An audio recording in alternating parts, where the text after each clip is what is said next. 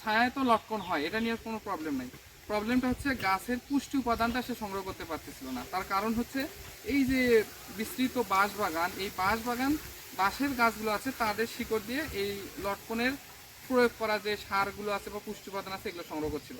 এই জন্য এই বাঁশের শিকড়কে লটকনের শিকড় থেকে আলাদা করার জন্য এই নালাটা তৈরি করা হয়েছে এবং এখানে সার প্রয়োগ করা হচ্ছে। এবং এর পরবর্তীতে এটাকে পরিবেষ্টন করে আরও একটা নালা করা হবে যাতে ওই খাবার পর্যন্ত বাঁশের যে শিকড় আছে এটা না পৌঁছাতে পারে। তো আমার বিশ্বাস আপনাদের যাদের বাড়ির আশেপাশে এরকম বাঁশ বাগান বা পতিত বা ছায়াযুক্ত জায়গা আছে এখানে অনায়াসেই এই ধরনের প্রযুক্তি ব্যবহার করে আপনারা বাড়তি একটা উৎপাদন খাত তৈরি করতে পারেন।